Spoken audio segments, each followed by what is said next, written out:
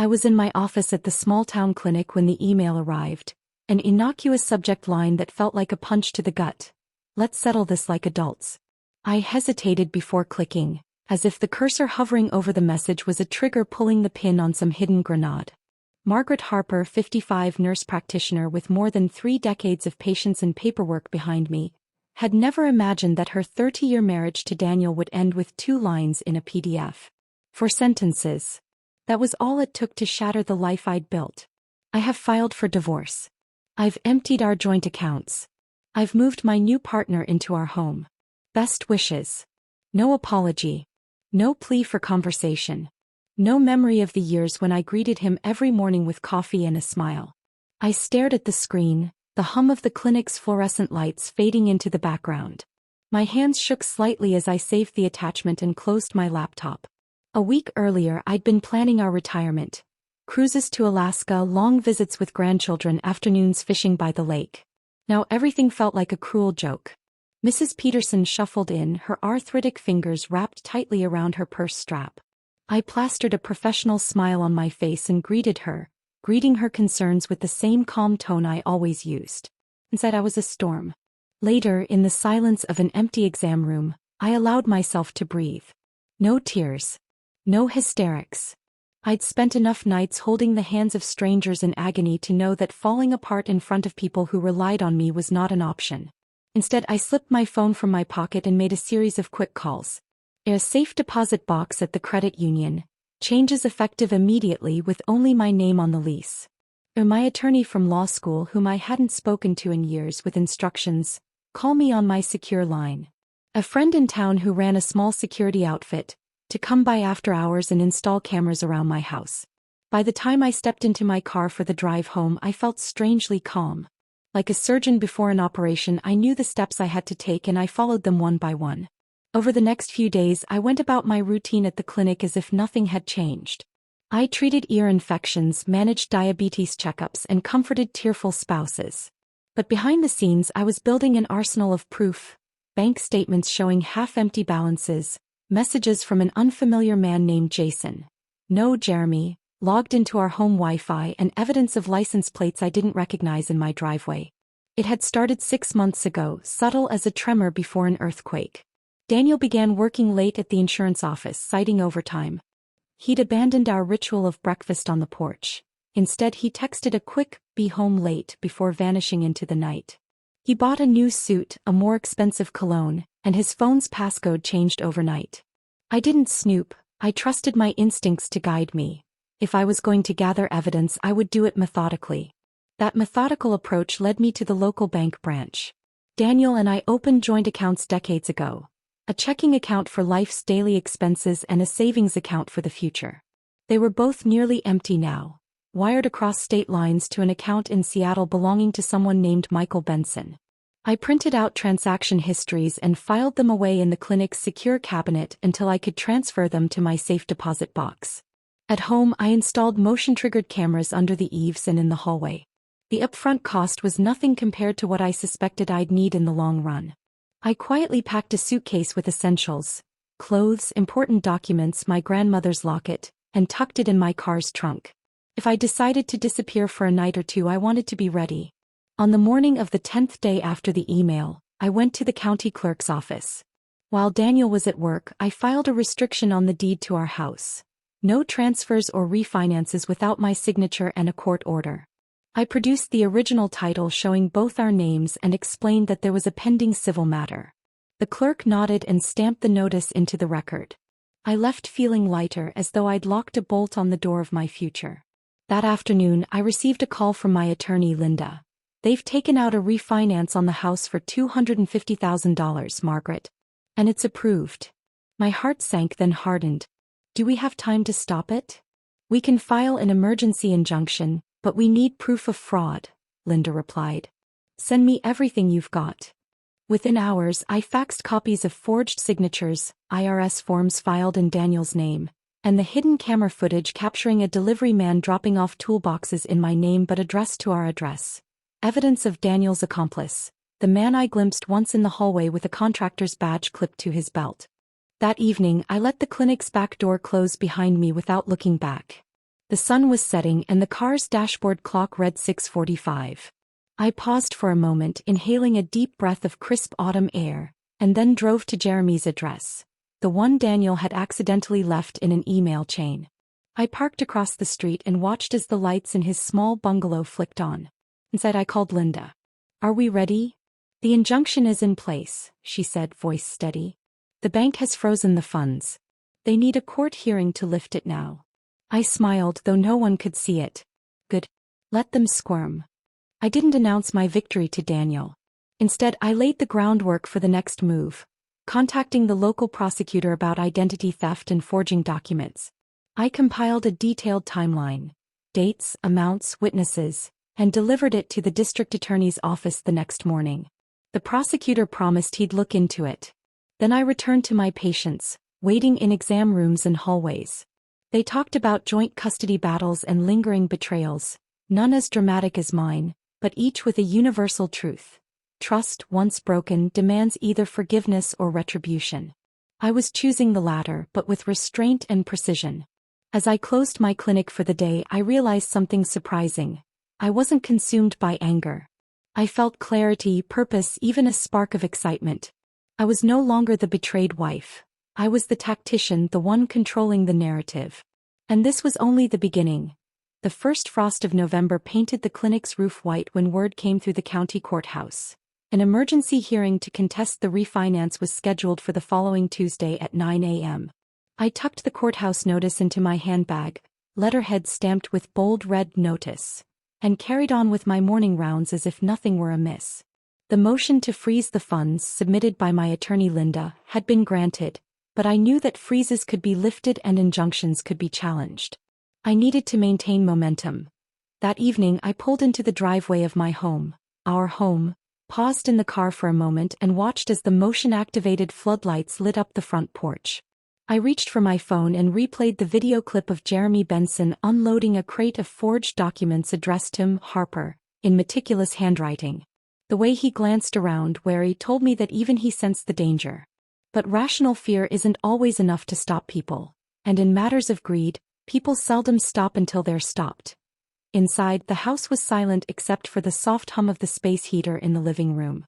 I moved through the rooms methodically, checking that the cameras were still recording. Then I retreated to my study, a room I'd converted from our former den, locked the door and opened the file directory on my laptop. Linda's email had arrived. Depositions needed, witness lists curated, evidence cataloged with exhibit numbers. I smiled. For a moment I felt that familiar thrill, the adrenaline of taking charge. I began reviewing bank statements, labeling suspicious deposits with sticky notes in the PDF viewer, marking dates and times. The more I examined, the more blatant the pattern. Weekly transfers just below the $10,000 reporting threshold, orchestrated withdrawals timed to follow my standard lunch break at the clinic. I drafted a chronology. June 12th, first $1,500 transfer. July 3rd, $3,250, August 15th, $9,800. And then the big one. October 8th, the day after I refurbished my grandmother's heirloom watch. The savings account showed a zero balance. It wasn't just greed, it was method. I forwarded the chronology to Linda with a note. Let's make sure the judge sees this pattern. The next morning I arrived at the courthouse 15 minutes early.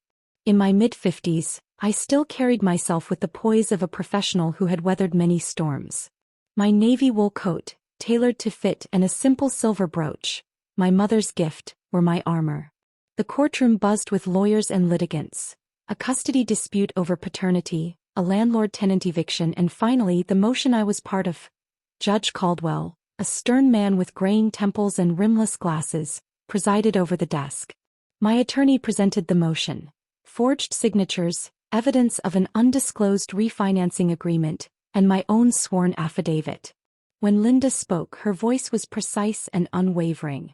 She described how Daniel Harper, while I was away at work, orchestrated a scheme with Jeremy Benson and a local real estate agent named Daniel Spencer to strip me of my marital property. Spencer's calls had already been traced.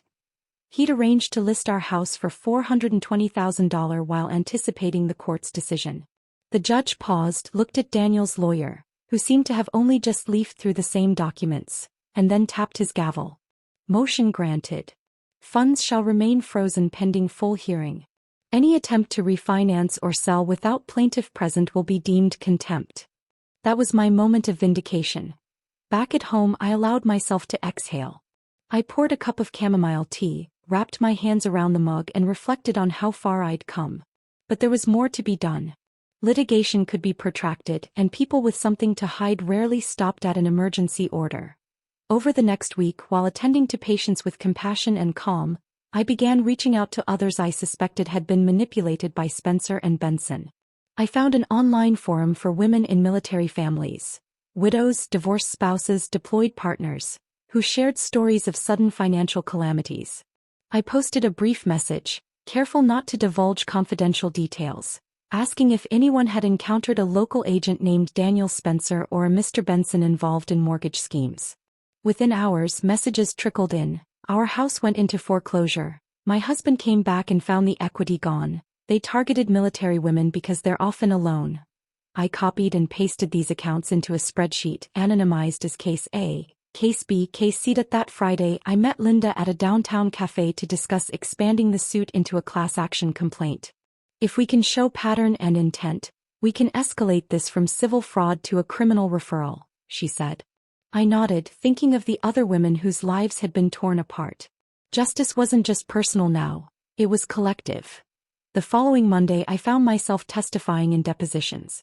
Sitting across from Benson in the firm's narrow conference room, I recounted the email, the financial transfers, the late-night calls to Jeremy's old number, and the installation of my security cameras. He glared at me, mouth pressed into a thin line, but he couldn't deny the footage and the bank records. I answered each question with calm clarity, my voice steadied as the deposition ended. Benson's lawyer tried to corner me. You had opportunities to confront your husband earlier. Why wait until 6 months into this? I looked at them both and replied softly, methodical planning is not procrastination. It's strategy.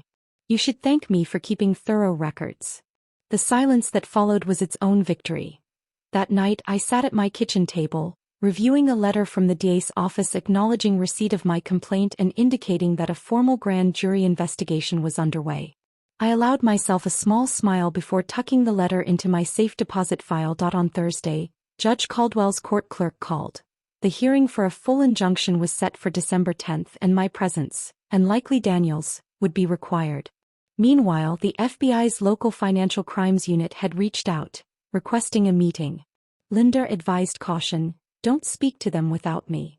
But I knew that building alliances with investigators could tip the scales.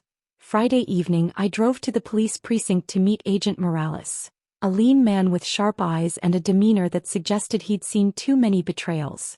We sat in a small interview room and I handed him a USB drive containing video files, bank statements, Agent Spencer's listing agreements, and my own detailed timeline. He leafed through the files in silence, his expression unreadable. Finally, he looked up. Ma'am, this looks like a multi-state conspiracy targeting military spouses. We'll coordinate with the FBI. Thank you. Walking out of the station, the November wind bit at my cheeks, but I felt warmth inside. I had moved from reaction to offense, from a victim to a key player in a broader justice effort. My late husband's betrayal had become a catalyst for exposing a criminal ring. December brought more than holiday cheer. It ushered in a flurry of subpoenas, press inquiries, and shielded conversations with investigators. I approached each day armed with a mug of strong coffee, my grandmother's locket resting over my heart. The tension was palpable. My mornings began early, sorting through press releases about other affected families and ensuring that any public statement followed the exact wording approved by Linda. On December 2nd, I met with a reporter from the regional newspaper. She asked for an exclusive angle on the story, how a longtime nurse practitioner turned the tables on a sophisticated criminal enterprise. I agreed to a brief background interview, careful to withhold specifics that could jeopardize the grand jury. She jotted notes on her legal pad and promised a fair feature. I left the cafe feeling wary. Publicity could prompt desperate moves by Benson or Spencer. That afternoon, I visited Mrs. Jenkins, an elderly widow whose savings account had been drained by a similar refinance. We sat together in her living room, the fire crackling in the hearth. She held my hand, tears in her eyes. I thought I was losing my mind, she said. I couldn't explain how the bank thought I signed those papers. I handed her a copy of the county clerk's refusal to process any transfers without joint authorization. "You're not alone anymore," I told her. "We'll make sure they pay for what they did." The gratitude in her voice steeled my resolve. A week before the injunction hearing, I practiced my testimony with Linda. We sat around her mahogany conference table, going over every possible question. Why I waited, how I collected evidence, what I hoped to achieve. I learned to watch my tone, firm yet controlled. Linda stressed the importance of demonstrating that this was not a personal vendetta but a case of fraud and conspiracy against vulnerable spouses. On December 10th, the full hearing convened. The courtroom was packed. My attorney, Daniel's counsel, DA representatives, and the families who had joined our efforts. The judge listened as Linda presented not only my case but also exhibits from cases A, B, and C, evidence of a pattern targeting spouses of deployed service members. The judge's expression remained inscrutable until he cleared his throat and declared a preliminary ruling. The freeze would extend until trial and a criminal referral would be made.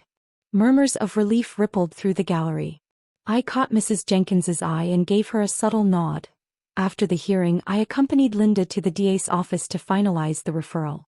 I handed over the compiled packet: depositions, financial records, security footage, the press interview transcript. Assistant DA Harper, no relation, reviewed the materials and said, "We'll present this to the grand jury next month." "Thank you for your diligence, Ms. Harper." I thanked her in turn. The holidays approached and I found myself torn between personal sorrow and public duty. Christmas decorations adorned the clinic's waiting room. Jingles played softly over the radio. Patients smiled and exchanged stories of family gatherings and gift shopping.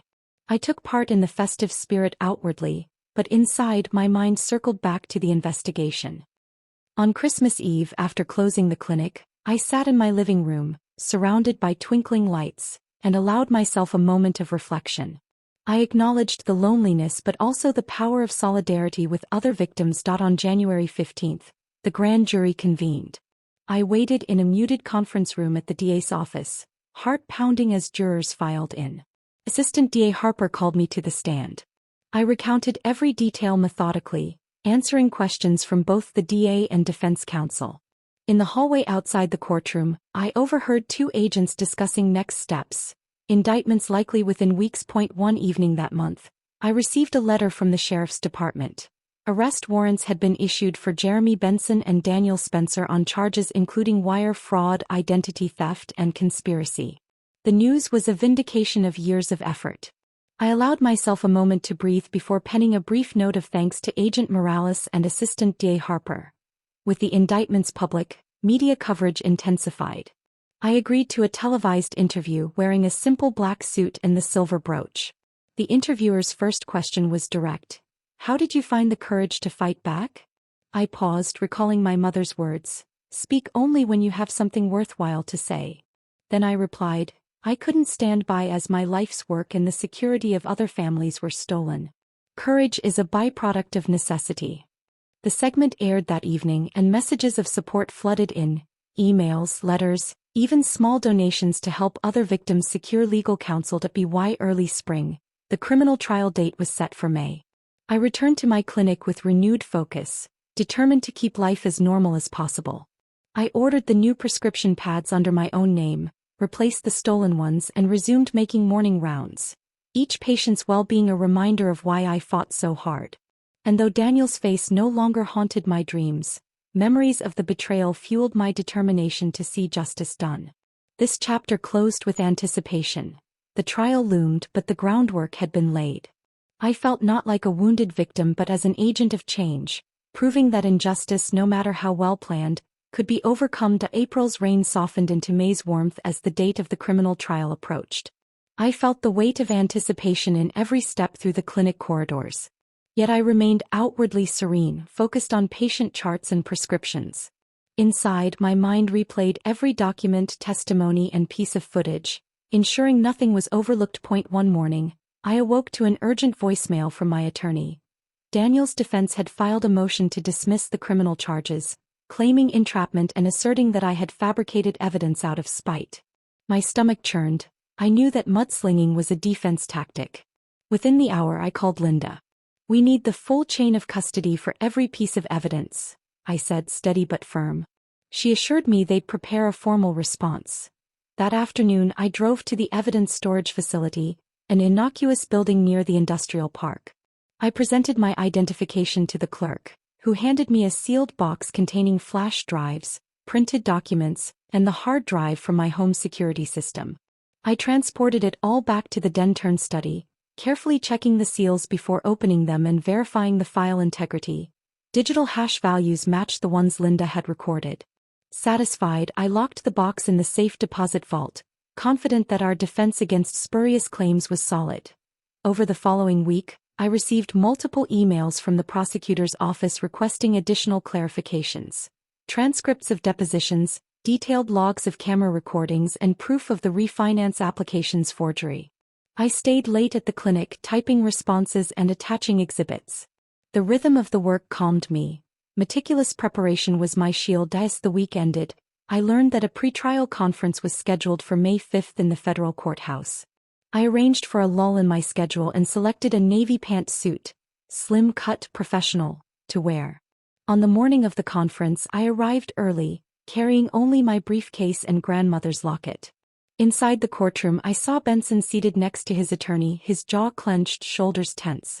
Spencer sat to the side, looking fatigued. The judge, a woman with a reputation for no-nonsense rulings, began by addressing the motion to dismiss.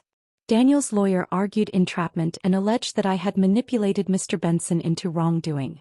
The courtroom fell quiet as Linda rose and delivered a concise rebuttal. Chain of custody logs, metadata timestamps, and independent witness statements from the contractor who delivered building materials. Statements that corroborated Benson's presence at my house but also documented the package of forged documents. The judge reviewed the evidence, then ruled that the motion to dismiss was denied. The court finds that the evidence, particularly the forensic validation of the digital records and the testimony of independent third parties, negates the claim of entrapment, she said. The gavel's echo signaled a major victory. I allowed myself a small, private smile before standing to leave. In the weeks leading up to the trial, I began working with the U.S. Attorney's Office to prepare witness lists. Mrs. Jenkins agreed to testify about her own experience, as did 2 other women from the forum. We arranged depositions and coordinated with Agent Morales to present his findings on the conspiracy network. I even consulted a forensic accountant to explain the patterns of transactions in layman's terms for the jury. Meanwhile, news outlets picked up the story. A national morning show requested an interview. I declined. This was now strictly a legal battle. Instead, I issued a short press release through my attorney. Ms. Margaret Harper is a victim and plaintiff in a federal fraud case. She will cooperate fully with authorities and uphold the integrity of the judicial process. Keeping my public profile low ensured the focus remained on the facts. Finally, May 20th, jury selection began. I sat in the gallery, heart rate steady, as potential jurors answered questions about impartiality and service commitments. The courtroom was tense but orderly. By evening, the 12 jurors were seated. I caught their eyes briefly. Some looked sympathetic, others pensive. The path to justice now lay in their hands. Over the next week, the trial unfolded like a procedural drama. The prosecution called Agent Morales first. His calm, factual testimony on the chain of events set the stage. Then came the forensic accountant, explaining the transactions in a way jurors could visualize. Small transfers to avoid reporting thresholds, misappropriated equity, cumulative sums of over $250,000. Next, Mrs. Jenkins recounted her distress upon discovering her drained accounts. Finally, it was my turn. I approached the stand with measured steps, my grandmother's locket clutched in my hand. Under oath, I described every stage, from the first clue 6 months prior to the final motion to freeze the funds. I spoke of the email the morning I realized I'd been betrayed, the methodical collection of evidence, and the solidarity with other victims. I explained not just my own pain but the broader threat to spouses of service members. My voice was calm, the locket resting against my chest like a talisman. Daniel's counsel attempted to undermine my credibility, questioning timeframes and motives. But each challenge was met with documented proof, time-stamped videos, notarized affidavits, and forensic reports. When they tried to suggest I was litigious or vengeful by nature, I smiled and said, "My motivation has always been justice, not revenge. Revenge is messy. Justice is orderly." The jury nodded, and I felt the weight of every documented detail support me. On May 28th, closing arguments were delivered. The prosecutor summarized the conspiracy as clear as a blueprint. Criminal network exploiting deployed spouses, led by Spencer and Benson with the intention to defraud and demolish lives. Benson's lawyer appealed to sympathy. "Two men who made a mistake," he said, but the narrative of calculated theft and simplification rang hollow. After the jury deliberated for 6 hours, they returned a verdict: guilty on all counts. The courtroom erupted in hushed relief. I exhaled fully for the first time in months. In the aftermath, Benson was sentenced to 10 years, Spencer to 14. The judge's words lingered: a warning to those who prey on the vulnerable and a commendation for the courage of the witnesses. I declined post-sentencing media interviews, choosing instead to focus on healing. As summer unfurled, I sold the house, donating a portion of the proceeds to a legal aid fund for military spouses. I closed the chapter with a quiet ceremony, burying the collar stays from my suit in the garden, symbolizing an end to the battle and a readiness for a new season of peace. Summer's first dawns found me on the porch of my new lakeside cottage, sipping coffee as the mist lifted off the water. The legal battles were behind me. Benson and Spencer were serving their sentences. The DA declared our case a landmark in protecting military families. Yet a final piece of justice remained: my personal reckoning with Daniel. I'd not spoken his name aloud in months until a letter arrived on July 1st. No return address, but the postmark was Spokane. Inside was a single sheet, typed in Times New Roman, centered: "You were right. I was wrong. I miss you, Daniel." I clipped it closed and placed it in my desk drawer. No response would be sent. Instead, I focused on my own plan. I'd tracked Daniel's moves. He'd returned to the insurance office, taken a demotion, and moved into a modest apartment downtown. He'd asked after our house sale proceeds. I made sure he received only the court-ordered settlement. Now, I wanted him to face the emptiness he'd created. On July 10th at high noon, I drove into town under the guise of visiting a patient. My lakeside car traded for the rental I used during litigation. I parked near his office and sent him a text: "Meet me at the old cafe where we first met, 11th Street and Elm. 1 hour. No more." He replied with a single word: "Coming." Inside that cafe, sunlight danced through stained glass windows. Daniel sat alone in our old booth, the wood worn from our elbows. I slid into the seat across from him without greeting. His face paled as he recognized me in the setting. "I got your letter," I said softly. He blinked, then nodded. I don't know what to say," he stammered. "Save it," I replied, folding my hands. "Today isn't about apologies. It's about consequences." I tapped the envelope in my purse and slid it onto the table. He opened it to find a stack of thick photographs. Him and Jeremy in my house, forged documents, bank statements, court rulings, every proof of his betrayal. He looked up, voice cracking. "Margaret, please." "Shoo," I said, raising a finger. "This is your moment of reflection. Look." He flipped through each image, shame washing over him. When he was done, I spoke. "You took my life, my home, my savings, my trust. You thought I'd collapse. Instead, I rebuilt. You thought I'd remain silent. Instead, I spoke for many. But this," I tapped the photographs, "this is your truth. And now you must carry it." Tears pooled in his eyes. He closed the photos and set them aside. "I deserve this," he whispered. "Deserve it." I leaned forward. "I gave you 30 years. You squandered them for greed. No judge or jury could inflict this sentence, but you must live with it for the rest of your days." He nodded, head bowed. The waiter brought our coffees and he pushed forward a small bundle. I unfolded it to reveal an officially stamped letter. Daniel's license to practice insurance revoked due to fraud findings. I couldn't revoke it myself, but I'd made calls, ensuring the state board acted on his misconduct. His breath caught. "You had the power to do that." "I had the will," I corrected. "Goodbye, Daniel." I rose and left him there, slouching in the booth, a man stripped of his career and dignity. Outside, I paused, inhaling warm July air. I didn't look back. Weeks later, I received another letter, this one from the State Board of Insurance Licensing. Daniel's appeal was denied. That final confirmation sealed his fate. Back at the cottage, I buried my grandmother's locket by the lakeshore, symbolizing the end of my journey.